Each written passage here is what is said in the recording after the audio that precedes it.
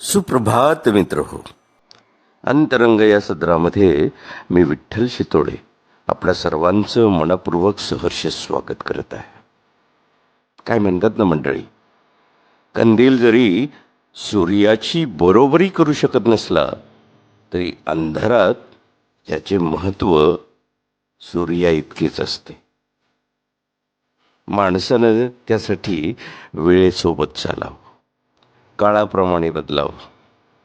पण एक गोष्ट मात्र नेहमी लक्षात ठेवावी, आपले संस्कार शेवटपर्यंत आपल्या सोबतच ठेवावेत.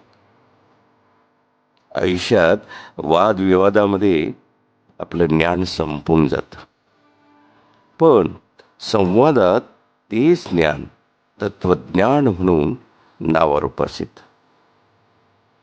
नेहमी मनापासून खळखळून हसणाऱ्या चेहऱ्याला फक्त सौंदर्य असतं, वय कधीच नसतं. म्हणून विचार करण्यासारखे हे शब्द आहेत, वाक्य आहेत. बघा, पटलं तर घ्या आणि आयुष्य आपलं आनंदी बनवा. लिहिणाऱ्याला सलाम. अभिवाचन, विठ्ठल शितोळे.